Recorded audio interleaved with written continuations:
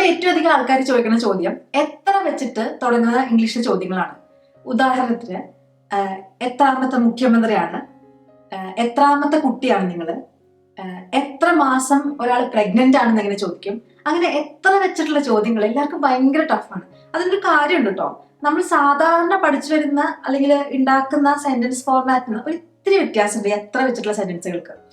എന്നാൽ ഇതിൽ കുറച്ച് കാര്യങ്ങളുണ്ട്, അത് ശ്രദ്ധിച്ചിട്ടുണ്ടെങ്കിൽ ഇത് വളരെ എളുപ്പമാണ്. 4-5 കാര്യങ്ങളുണ്ട്. കുറെ എക്സാമ്പിൾസ് വെച്ചാണ് നമ്മൾ ഈ വീഡിയോയിൽ ഈ കാര്യങ്ങൾ പഠിക്കുന്നത്. അതുകൊണ്ട് അവസാനം വരെ കാണുക, എന്നിട്ട് കംപ്ലീറ്റ് മനസ്സിലാക്കുക. ഞാൻ പറയുകയാണെങ്കിൽ എഴുതി പോലും വെക്കേണ്ട കാര്യമില്ല, ഈ വീഡിയോയിൽ തന്നെ ഇവിടെ പഠിച്ച് അതൊക്കെ തീർക്കുക. അപ്പൊ മനസ്സിൽ പിന്നെ അത് പതിഞ്ഞിരിക്കും. അപ്പൊ തുടങ്ങാം. ആദ്യത്തെ ചോദ്യം, നിങ്ങൾ എത്ര മാസം പ്രഗ്നന്റ് ആണ്? അതെങ്ങനെ ചോദിക്കും? മലയാളത്തിൽ നമ്മൾ എത്ര മാസമായി അത്ര മാത്രമേ ചോദിക്കുള്ളൂ അല്ലെ. അപ്പൊ നമുക്ക് കാര്യം അറിയാം, പ്രഗ്നൻസിയെ കുറിച്ചാണ് സംസാരിക്കണമെന്ന്. പക്ഷെ ഇംഗ്ലീഷില് നമ്മൾ ആ പ്രഗ്നന്റ് എന്നുള്ള വാക്ക് ആ സെന്റൻസിൽ ഇട്ടില്ലെങ്കിൽ അതിന്റെ അർത്ഥം ചിലപ്പോൾ വ്യക്തമാവില്ല. അപ്പോ how many months pregnant are U? എത്ര മാസം നിങ്ങൾ പ്രഗ്നന്റ് ആണ്? How many months pregnant are U? അപ്പൊ അതാണ് സെന്റൻസ്. ഇനി മറക്കില്ലല്ലോ അത്, how many months pregnant are U. അപ്പൊ വേറെ ആളോട് നമ്മൾ ചോദിക്കുകയാണ്, അവരുടെ പരിചയത്തിൽ ഒരാൾ പ്രഗ്നന്റ് ആണ്. അപ്പൊ നമ്മൾ ചോദിക്കുകയാണ്, അവൾ എത്ര മാസം പ്രഗ്നന്റ് ആണ്? അങ്ങനെ ചോദിക്കും. നിങ്ങളല്ല, അവള് വേറെ ആളെ കുറിച്ച് പറയാം. അപ്പൊ എങ്ങനെ പറയും? How many months pregnant is she. അപ്പൊ ആർ യുവിന് പകരം ഇസ് ഷീ. ഈ സെന്റൻസ് ഇനി മറക്കോ? മറക്കരുതേ. How many months pregnant are you അല്ലെങ്കിൽ how many months pregnant is she. ഈ ഷീക്ക് പകരം പേര് അറിയാമെങ്കിൽ പേര് യൂസ് ചെയ്യാം കേട്ടോ. ഇനിയിപ്പോ പ്രഗ്നൻസിയുടെ കാര്യം പറയുമ്പോൾ ഒരു കാര്യം പറയാണ്ടിരിക്കാൻ പറ്റില്ല. നമ്മൾ എങ്ങനെയാ വിഷ് ചെയ്യുക? ഒരാൾ പ്രഗ്നന്റ് ആണ്, അപ്പോ ഓൾ ദ ബെസ്റ്റ് കൊടുക്കില്ല നമ്മൾ, അതെങ്ങനെ കൊടുക്കുക? അങ്ങനെ വിഷ് ചെയ്യാം. Wishing all the best for you and your baby to be. ഉണ്ടാവാൻ പോണ കുട്ടിക്കും ഓൾ ദ ബെസ്റ്റ് കൊടുക്കുകയാണ്. അപ്പോൾ wishing you all the best for you and your baby to be. കേട്ടോ, ബേബി -2-B അങ്ങനെയാണ് പറയാം കേട്ടോ. ഈ കാര്യം ജസ്റ്റ് ഒന്ന് സൂചിപ്പിച്ചതേ ഉള്ളൂ. ഇനി അടുത്തത്, ഒബാമ എത്രാമത്തെ പ്രസിഡന്റ് ആണ്? പിണറായി വിജയൻ എത്രാമത്തെ മുഖ്യമന്ത്രിയാണ്? ഈ സെന്റൻസിന്റെ പ്രശ്നം എന്താണെന്ന് വെച്ചാൽ നമുക്ക് ഒരു ഫോർമൽ സെനേറിയോയിൽ ചോദിക്കാൻ നമുക്ക് പിന്നെ അറിയണ്ടാവും. ഈ ക്വിസിനൊക്കെ ചോദിക്കണമെങ്കിൽ ഒരു രീതി ഉണ്ട് അത് ഇംഗ്ലീഷിൽ. What is the ordinary position of Obama among the US presidents അങ്ങനെ ചോദിക്കാം. പക്ഷെ സാധാരണ നമ്മൾ സംസാരിക്കുന്നതിനിടയ്ക്ക് ഇങ്ങനെ ഓർഡിനറി പൊസിഷൻ ഒന്നും അധികം ഉപയോഗിക്കില്ലല്ലോ. അതുകൊണ്ട് ഈ സെന്റൻസ് ഓർത്ത് വെക്കാൻ അത്ര എളുപ്പമാവില്ല. അപ്പൊ ഇത് ഓർത്ത് വെക്കാൻ വേണ്ടിയിട്ട് ഒരു സൂത്രപ്പണി ഞാൻ പറഞ്ഞുതരാം. അപ്പൊ നമ്മൾ ഒബാമ എത്രാമത്തെ പ്രസിഡന്റ് ആണ് ചോദിക്കുകയാണെ. അപ്പൊ അമേരിക്കയുടെ പ്രസിഡന്റ്സ് ഇങ്ങനെ ഒരു നിരനിരയായിട്ട് നിൽക്കുക. ഈ നിരനിരയായി നിൽക്കുന്നത് എന്താ പറയാ? In A sequence. അതാണ് നിരനിരയായിട്ട് വരിക്ക് നിൽക്കുക, ഇൻ എ സീക്വൻസ്. അപ്പൊ സീക്വൻസ് എങ്ങനെയാ? ആദ്യത്തെ ആളാണ് ഏറ്റവും മുന്നിൽ നിൽക്കുന്നത്, രണ്ടാമത്തെ പ്രസിഡന്റ് അതിന്റെ പുറകിൽ നിൽക്കുക, അങ്ങനെ നിൽക്കുക. അത് ആലോചിച്ചില്ലേ? ഇനി നമുക്ക് വേണ്ട പ്രസിഡന്റ് ആരാ? ഒബാമ. അയാളെ കൊണ്ട് ഒരു ഹെലികോപ്റ്ററിൽ ഇങ്ങനെ പറക്കുക. എന്നിട്ട് നിരനിരയിൽ നിൽക്കുന്നില്ലേ, അതിന്റെ ഇടയിലേക്ക് ഇയാൾ ഇടുക. അപ്പൊ അയാൾ എവിടെയാ വന്ന് വീഴുക? ഈ ഒരു രീതിയിൽ ചിന്തിച്ചാൽ ഈ സെന്റൻസ് നിങ്ങൾക്ക് കിട്ടും. In the sequence of US presidents. ഈ US പ്രസിഡന്റുകൾ ഇങ്ങനെ നിരനിര നിൽക്കുമ്പോൾ ആ സീക്വൻസിൽ ഒബാമ എവിടെയാണ് വന്ന് വീഴുന്നത്? Where does Obama fall? അപ്പൊ ഇതൊരു സൂത്രപ്പണി മാത്രമാണ്. ശരിക്കും ഫോൾ എന്നുള്ള വാക്കിന്റെ അർത്ഥം ഇവിടെ വന്ന് വീഴുക എന്നല്ല. ഫോളിന് വീഴുക എന്നുള്ള അർത്ഥമുണ്ട്, പക്ഷെ ഈ ഒരു സെന്റൻസിൽ ഫോളിന്റെ അർത്ഥം വീഴുക എന്നല്ല, എവിടെയാ ഉണ്ടാവുക എന്നുള്ള അർത്ഥമാണ്. പക്ഷെ അത് മനസ്സിൽ വരാൻ ഇത്തിരി ബുദ്ധിമുട്ടായതുകൊണ്ടാണ് ഞാൻ ഈ ട്രിക്ക് പറഞ്ഞു തരുന്നത്. Where does Obama fall in the sequence of US presidents? ഇനി ഇത് മറക്കരുതേ. അങ്ങനെ ആലോചിച്ചാൽ മതി. നിൽക്കുന്ന അതിനിടയിൽ ഹെലികോപ്റ്റർ കൊണ്ടുവരിക കേട്ടോ. Where does Obama fall in the sequence of US presidents? ഇനി അതുമാതിരി വേറൊരു ചോദ്യം എല്ലാവർക്കും ബുദ്ധിമുട്ടുള്ളത്, നിങ്ങൾ എത്രാമത്തെ കുട്ടിയാണ്? ഈ എത്രാമത്തെ കുട്ടിയാണെന്നുള്ളതിന് ഒരു കീവേഡ് പഠിച്ചു വെക്കണം. 2 വേർഡ്സ് ഉണ്ട്. ബർത്ത് ഓർഡർ, ജനിക്കണതിന്റെ ഓർഡർ. അപ്പൊ അങ്ങനെ ആലോചിച്ചാൽ മതി. കുട്ടികൾ ഇങ്ങനെ ജനിക്കുക, ആ ഓർഡറിൽ നിങ്ങൾ എവിടെയാണ്, അങ്ങനെയാണ് ഇംഗ്ലീഷിൽ ചോദിക്കുക. In what birth order do you fall among your siblings? അതറിയണം. among the US presidents അല്ലല്ലോ, among your parents children എന്നൊന്നും ചോദിക്കാൻ പറ്റില്ല. നിങ്ങളുടെ കൂടപ്പിറപ്പുകൾ എന്നുള്ള ആ മലയാളം വാക്കിന്റെ ഇംഗ്ലീഷ് സിബ്ലിങ്സ് ആണ്. നിങ്ങളുടെ ചേട്ടനാണെങ്കിലും അനിയത്തി ആണെങ്കിലും ചേച്ചി ആണെങ്കിലും അനിയനാണെങ്കിലും അവരൊക്കെ നിങ്ങളുടെ സിബ്ലിങ്സ് ആണ്. അപ്പോൾ നിങ്ങളുടെ സിബ്ലിങ്സിന്റെ ഇടയിൽ നിങ്ങൾ എവിടെയാണ് ബർത്ത് ഓർഡറിൽ വീഴുക? In what birth order do you fall among your siblings? അങ്ങനെ ചോദിക്കാം. പക്ഷെ അതിന്റെ ഒരു പ്രശ്നം എന്ന് വെച്ചാൽ ചിലപ്പോൾ ആൾക്കാർക്ക് ബുദ്ധിമുട്ടാവും, മറന്നു പോകും അല്ലെ. അതിനൊരു സൂത്രപ്പണിയുണ്ട്. നമ്മൾ പൊതുവെ ഒരാളെ കാണുമ്പോൾ നിങ്ങൾ എത്രാമത്തെ കുട്ടിയാണെന്ന് നേരിട്ട് അങ്ങ് ചോദിക്കില്ലല്ലോ. അയാളോട് വീട്ടിലെ കാര്യങ്ങളൊക്കെ ചോദിച്ചിട്ടല്ലേ പറയാം. അപ്പൊ വീട്ടിലെ കാര്യങ്ങൾ ചോദിക്കുമ്പോൾ നമ്മൾ എന്താ ചോദിക്കുക? നിങ്ങൾക്ക് ഏട്ടന്മാര് അനിയത്തിമാര് അങ്ങനെയൊക്കെ ഉണ്ടോ? നിങ്ങൾ എത്ര പിള്ളേരാ അങ്ങനെ ചോദിക്കില്ലേ? എത്ര പിള്ളേരാന്ന് ചോദിച്ചിട്ടാണ് പൊതുവെ നിങ്ങൾ എത്രാമത്തെ ചോദിക്കുക. അപ്പൊ എത്ര പിള്ളേരാ നിങ്ങൾ എങ്ങനെ ചോദിക്കുക? എളുപ്പമാണ്. How many siblings do you have? അത് എളുപ്പല്ലേ? How many siblings do you have? നിങ്ങൾക്ക് എത്ര കൂടപ്പിറപ്പുകൾ ഉണ്ട്? അങ്ങനെയാന്ന് തോന്നുന്നു മലയാളത്തിൽ പറയാ. നിങ്ങൾക്ക് ചേട്ടനും ചേച്ചി അനിയത്തിയൊക്കെ ആയിട്ട് എത്ര പേരുണ്ട്? How many siblings do you have? അത് ചോദിച്ച ശേഷം അപ്പൊ നിങ്ങൾ എത്രാമത്തെ കുട്ടിയാ അങ്ങനെ ചോദിക്കാൻ വേണ്ടിയിട്ട് വാട്ട്സ് യുവർ ബർത്ത് ഓർഡർ? അപ്പൊ നിങ്ങൾ എത്രാമത്തെ കുട്ടിയാണെന്നാണ് ആ ചോദ്യത്തിന്റെ അർത്ഥം. നമ്മൾ ചുമ്മാ ഒരാൾക്ക് നേരിട്ട് പോയിട്ട് വാട്ട്സ് യുവർ ബർത്ത് ഓർഡർ എന്ന് വെച്ചാൽ അയാൾ കാര്യം പിടിയിട്ടില്ല, എന്ത് ഉദ്ദേശിക്കുന്നത് മനസ്സിലാവില്ല. അതുകൊണ്ട് തന്നെ ആദ്യത്തെ ചോദ്യം ചോദിച്ചിട്ട് വേണം രണ്ടാമത് ചോദിക്കാൻ കേട്ടോ. How many siblings do you have? What's your birth order? Okay. അപ്പോൾ ആ 2 സെന്റൻസ് പഠിച്ചു വെക്കായിരിക്കും ആ വലിയൊരു സെന്റൻസിനെക്കാട്ടും എളുപ്പം എന്ന് എനിക്ക് തോന്നുന്നു. അല്ലെങ്കിൽ ഇതിന് രണ്ടോടെ കമ്പൈൻ ചെയ്തിട്ട് what is your birth order among your siblings അങ്ങനെ ചോദിക്കാം കേട്ടോ. What is your birth order among your siblings? സിബ്ലിങ്സിന്റെ ഇടയിൽ നിങ്ങളുടെ ബർത്ത് ഓർഡർ എത്രാമത്തെയാണ്? ഇനി ഞാൻ പറഞ്ഞില്ലേ, എത്രാന്ന് വെച്ച് തുടങ്ങുന്ന ചോദ്യങ്ങൾ മനസ്സിലാക്കാൻ ഒരു 4 ടൈപ്പായിട്ട് നമുക്ക് ഡിവൈഡ് ചെയ്യാം. ഒന്നെന്ന് വെച്ചിട്ടുണ്ടെങ്കിൽ ഒരു സാധനത്തെയോ ഒരാളെയോ അയാളുടെ എത്രാന്ന് വെച്ച് തുടങ്ങുന്ന വിശേഷണം. ഒരു ഉദാഹരണത്തിന് എത്ര വയസ്സുണ്ട് ഒരാൾക്ക് അല്ലെ, അത് ഒരാളുടെ വിശേഷണമാണ്. ആ വിശേഷണം അതിനെക്കുറിച്ചുള്ള എത്രാമത്തെ എന്നുള്ള ചോദ്യമാണത്. എത്രാമത്തെ വയസ്സാണ്, അല്ലെങ്കിൽ എത്ര വയസ്സുണ്ട് ഒരാൾക്ക് അല്ലെ. അല്ലെങ്കിൽ ഒരു എക്സാം ഉണ്ട്, ആ എത്ര ബുദ്ധിമുട്ടാണ് എക്സാം. അപ്പൊ ആ എക്സാമിനെ കുറിച്ചുള്ള വിശേഷണമാണ് എത്ര വെച്ചിട്ട് ചോദിക്കുന്നത് അല്ലെ. എത്ര ബുദ്ധിമുട്ടാണ്, എത്ര വയസ്സുണ്ട്, എത്ര ധൈര്യം ഉണ്ട് നിങ്ങൾക്ക്, എത്ര ആത്മവിശ്വാസം ഉണ്ട്. അപ്പൊ എന്തെങ്കിലും ഒരു ആളുടെ വിശേഷണോ, ഒരു വസ്തുവിന്റെ വിശേഷണോ, ഒരു എക്സാമിന്റെ വിശേഷണം, അങ്ങനെ എന്തെങ്കിലും ഒരു കാര്യത്തിന്റെ വിശേഷണം നമ്മൾ എത്ര വെച്ചിട്ട് ചോദിക്കുകയാണ്. അതാണ് ആദ്യത്തെ ടൈപ്പ് സെന്റൻസ്. അപ്പൊ നിങ്ങൾക്ക് ആ സെന്റൻസുകൾ എങ്ങനെ ഉണ്ടാക്കാന്ന് നിങ്ങൾക്ക് അത്യാവശ്യം അറിയുണ്ടാവും. ഇതിനൊരു സിമ്പിൾ പാറ്റേൺ ഉണ്ട്, അപ്പൊ ഇത് അങ്ങനെ തെറ്റില്ല. അപ്പൊ നിങ്ങൾക്ക് എത്ര വയസ്സുണ്ട് അങ്ങനെ ചോദിക്കും. ഹൗ ഓൾഡ് ആർ യു അല്ലെ. How old are U? നിങ്ങൾക്ക് എത്ര വയസ്സുണ്ട്. ഇനി എക്സാം എത്ര ഡിഫിക്കൽട്ട് ആണ് ഇങ്ങനെ ചോദിക്കും. How difficult is exam? അല്ലെങ്കിൽ അത് എത്ര ഡിഫിക്കൽട്ട് ആണ്? How difficult is it? അപ്പൊ ആ പാറ്റേൺ കണ്ടോ. ഹൗ, പിന്നെ ചോദിക്കേണ്ടത് അതിന്റെ വിശേഷണം. ഡിഫിക്കൽട്ടി എത്ര ഉണ്ടായിരുന്നു എന്ന് പറഞ്ഞാൽ ഡിഫിക്കൽട്ട്. പഴക്കം എത്ര ഉണ്ടായിരുന്നു, അല്ലെങ്കിൽ ആൾക്ക് എത്ര പ്രായം ഉണ്ടെന്ന് അറിയാൻ വേണ്ടിയിട്ട് ഏജ് അല്ല, old. How old are U? അതിപ്പോ ഒരു പുസ്തകം എത്ര പഴയതാണെന്ന് ചോദിക്കാൻ വേണ്ടിയിട്ടും ഈ ഓൾഡിനെ യൂസ് ചെയ്യാം കേട്ടോ. How old is the book അങ്ങനെ. പിന്നെ നിങ്ങൾക്ക് എത്ര ധൈര്യം ഉണ്ട് അല്ലെങ്കിൽ ആത്മവിശ്വാസം ഉണ്ട് അതിങ്ങനെ ചോദിക്കും.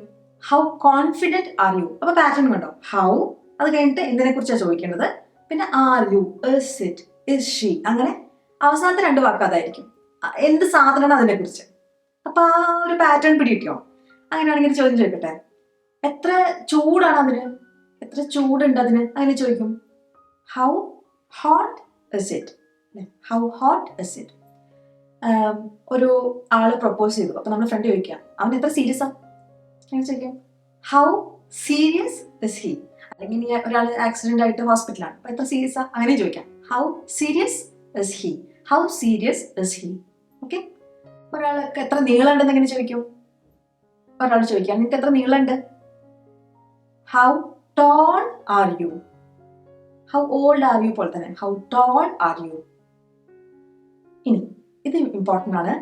അവിടേക്ക് എത്ര ദൂരമുണ്ട് അങ്ങനെ ചോദിക്കില്ലേ. ഈ ദൂരം എന്ന് പറയുമ്പോൾ നമ്മൾ പൊതുവെ മനസ്സിൽ വരിക ഡിസ്റ്റൻസ് എന്നുള്ള വാക്കാണ്. പക്ഷെ എത്ര ദൂരം ഉണ്ടെന്ന് ചോദിക്കാൻ വേണ്ടിയിട്ട് എത്ര അകലത്താണ് ആ സ്ഥലം അങ്ങനെയാണ് നമ്മൾ സെന്റൻസ് ഉണ്ടാക്കുക. How far is it?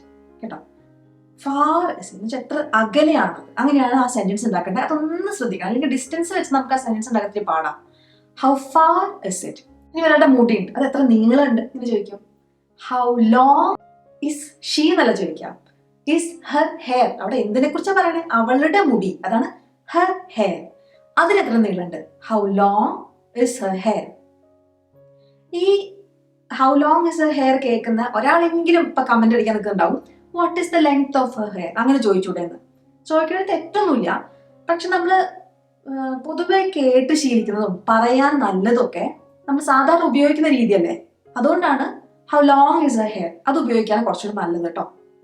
ഈ ലോങ് എന്ന് പറഞ്ഞിട്ടുണ്ടെങ്കിൽ നീളം ഉള്ളത് അതിനുപയോഗിക്കും. അത് മാത്രമല്ല സമയത്തിനും ലോങ് ഉപയോഗിക്കാം. അതൊന്ന് ഓർത്ത് വെക്കണം. ഫാറും ലോങ്ങും ഇവിടെ ഒന്ന് ഓർത്ത് വെക്കേണ്ട രണ്ട് കാര്യങ്ങളാണ്.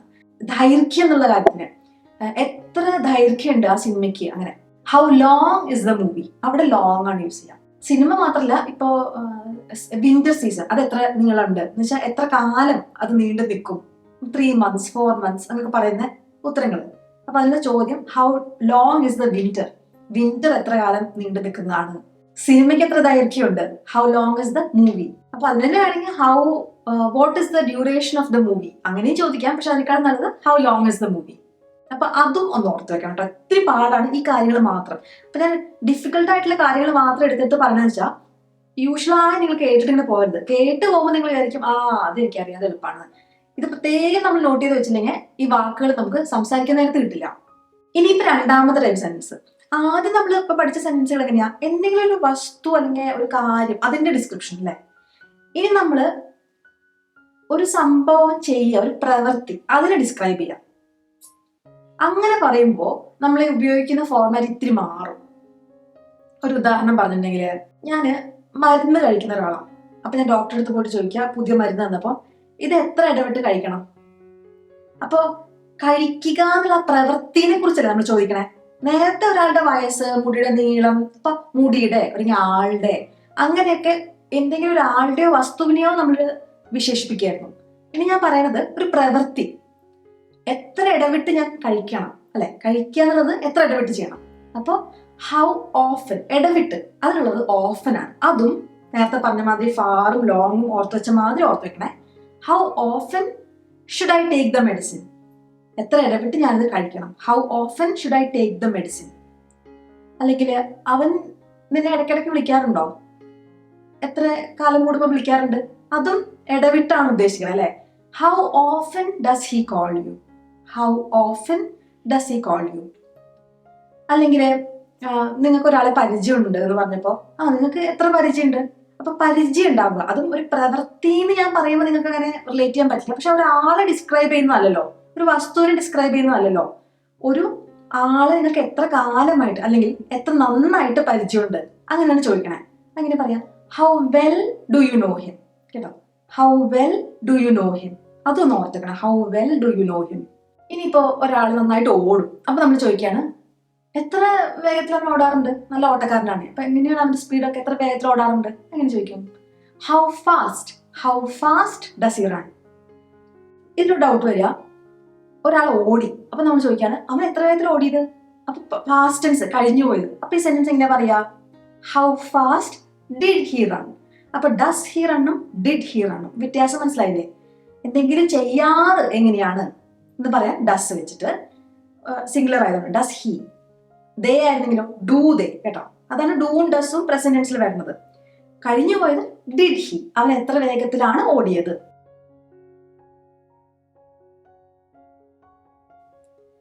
ഇനി ഞാൻ ചോദിക്കട്ടെ, നമ്മളിപ്പോ പഠിച്ചു വെച്ചിട്ടാണേ, എത്ര ഇടവിട്ടാണ് അവൻ എക്സസൈസ് ചെയ്യാറ്.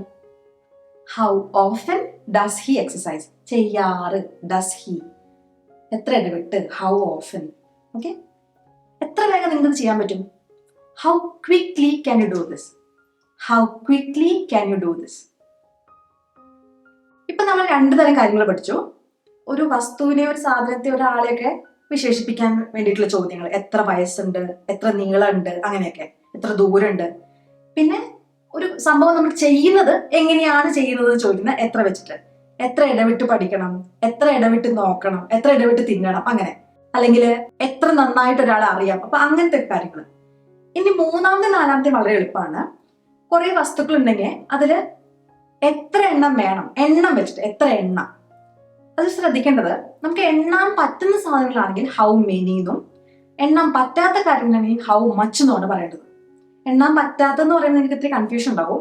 എന്ന് വെച്ചിട്ടുണ്ടെങ്കിൽ വെള്ളം, പാല്, ഇതൊന്നും എണ്ണാൻ പറ്റില്ലല്ലോ. ഒരു കുപ്പിയിൽ കിട്ടുന്ന സാധനമാണെങ്കിൽ എണ്ണാം. ഇപ്പൊ ഒരു പാത്രത്തില് കുറച്ച് പാല് വെച്ചിട്ട് എണ്ണാൻ പറഞ്ഞാൽ പറ്റില്ല. പകരം ഒരു പാക്കറ്റിൽ കിട്ടുന്ന പാല് പാക്കറ്റ് എത്ര ഉണ്ടെന്ന് എണ്ണാൻ പറ്റും. അപ്പൊ ആ ഒരു വ്യത്യാസം ഉണ്ട്. അപ്പൊ how many people are going, എത്ര ആൾക്കാർ പോകുന്നുണ്ട്. അപ്പൊ പീപ്പിൾ അവിടെ എണ്ണുന്നുണ്ട്. അതുമാതിരി എത്ര വീഡിയോസ് നിങ്ങൾ കണ്ടിട്ടുണ്ട് അതിന് ചോദിക്കും how many videos did you watch? എത്ര വീഡിയോസ് നിങ്ങൾ കണ്ടു? കാശ്, അതാണെങ്കിൽ മണി ക്യാഷ് അല്ല മണി ആണെങ്കിൽ അത് അൺകൗണ്ടബിൾ ആണ്, എണ്ണാൻ പറ്റില്ല. അപ്പൊ നിങ്ങൾ ചോദിക്കും പിന്നെ എണ്ണാൻ പറ്റില്ല, ഞാൻ ഇങ്ങനെ എണ്ണാറുണ്ടല്ലോ. അത് നിങ്ങൾ എണ്ണുന്നത് രൂപയാണ് നിങ്ങൾ എണ്ണുന്നത്. മണി എന്ന് പറയുന്നത് അൺകൗണ്ടബിൾ ആണ്. തലയുടെ ഉള്ളിൽ ഇതൊന്നും ഇപ്പൊ തന്നെ ഉറപ്പിച്ചു വെച്ചോളൂ, മണി അൺകൗണ്ടബിൾ ആണ്. അപ്പൊ നമ്മൾ എങ്ങനെ ചോദിക്കാം? ഹൗ മച്ച് മണി, നിങ്ങൾക്ക് എത്ര കാശ് വേണം? How much money do you want? How many money do you want എന്ന് പറയരുത്. How many rupees do you want അങ്ങനെ ചോദിക്കാം. പക്ഷെ how much money do you want. അതുമാതിരി തന്നെ സമയം എണ്ണാൻ പറ്റില്ല. അപ്പൊ എത്ര സമയം എടുക്കും എന്ന് എങ്ങനെ ചോദിക്കാം? How much time does it take? എത്ര സമയം അത് എടുക്കും? How much time does it take. അല്ലെങ്കിൽ അവൻ എടുക്കും എന്ന് ചോദിക്കാൻ how much time does he take. എന്തെങ്കിലും ഒരു കാര്യം ചെയ്യാൻ വേണ്ടിയിട്ട് എത്ര സമയമാണ് എടുക്കുക എന്ന് ചോദിക്കാൻ വേണ്ടിയിട്ട് how much, how many time അല്ല കേട്ടോ. ടൈം അവേഴ്സിൽ എണ്ണാൻ പറ്റും. How many hours does he take, എത്ര മണിക്കൂറാണ് അവന് എടുക്കുക എന്ന്. അപ്പോൾ മനസ്സിലായില്ലേ? രൂപ എണ്ണാൻ പറ്റും, മണി എണ്ണാൻ പറ്റില്ല. മണിക്കൂറുകൾ എണ്ണാൻ പറ്റും, സമയം എണ്ണാൻ പറ്റില്ല. ഓക്കെ. അല്ലെങ്കിൽ പാലിന്റെ കാര്യമാണെങ്കിൽ how much milk do you want? എത്ര പാല് നിങ്ങൾക്ക് വേണം? നമ്മൾ കടയിൽ ചെന്നിട്ട് ഒരു സാധനം നോക്കുക എന്ന് ചോദിക്കാൻ എത്ര വിലയാ അതിന് ചോദിക്കും how much does it cost? How much does it cost? ഇത് നേരത്തെ പറഞ്ഞ മാതിരി what is the cost of the item അങ്ങനെ വേണമെങ്കിൽ ചോദിക്കാം. പക്ഷെ നമ്മൾ സാധാരണ കേൾക്കാറില്ല. നമ്മൾ പെട്ടെന്ന് സെന്റൻസ് ഉണ്ടാക്കാൻ പറഞ്ഞാൽ നമ്മളിങ്ങനെ ഒരു സാധനത്തിന് എത്ര വിലയാണെന്ന് ചോദിക്കാൻ വേണ്ടി what is the cost of that item എന്നൊക്കെ പറയും. ഞാനും പറഞ്ഞിട്ടുണ്ട്. പക്ഷെ സ്പോക്കൺ ഇംഗ്ലീഷാണ് നമ്മൾ നോക്കുന്നത്. സംസാരത്തിൽ ഏറ്റവും എളുപ്പമുള്ള രീതിയിൽ how much does it cost അല്ലെങ്കിൽ ഹൗ മച്ച് ഇസ് ഇറ്റ്, അത്രയും ചോദിച്ചാൽ മതി. How much is it? നിങ്ങൾക്ക് എത്ര സമയമുണ്ട് എങ്ങനെ ചോദിക്കും? How much time do you have? How much time കേട്ടോ. നിങ്ങൾക്ക് എത്ര കട ഉണ്ട്? കട എണ്ണാൻ പറ്റുമോ? കടം എണ്ണാൻ പറ്റില്ല. How much debt do you have? ഈ ഡെറ്റ് എന്ന് പറയുന്നത് മണി എന്ന് പറയുന്നത് രൂപയാണ് എണ്ണാൻ പറ്റുക, കടമോ കാശോ എണ്ണാൻ പറ്റില്ല, മണി എണ്ണാൻ പറ്റില്ല കേട്ടോ. അപ്പോൾ ഇന്നത്തെ വീഡിയോയില് നമ്മൾ പ്രധാനമായിട്ട് വളരെ ഇമ്പോർട്ടൻ്റ് ആയിട്ടുള്ള എത്ര വെച്ച് തുടങ്ങുന്ന ചോദ്യങ്ങളാണ് ഉണ്ടാക്കിയത്. നിങ്ങൾ ഈ വീഡിയോ അതിൽ പറഞ്ഞ കാര്യങ്ങൾ എഴുതി വെച്ചിട്ട് നോട്ട്ബുക്കിൽ എഴുതി വെച്ചിട്ട് അത് അടച്ചു വെച്ചിട്ട് പിന്നെ അത് മറന്നു. പിന്നെ വീണ്ടും കുറച്ചു കാലം കഴിയുമ്പോൾ ഇതൊക്കെ എങ്ങനെയാ പറയാൻ ആലോചിക്കും.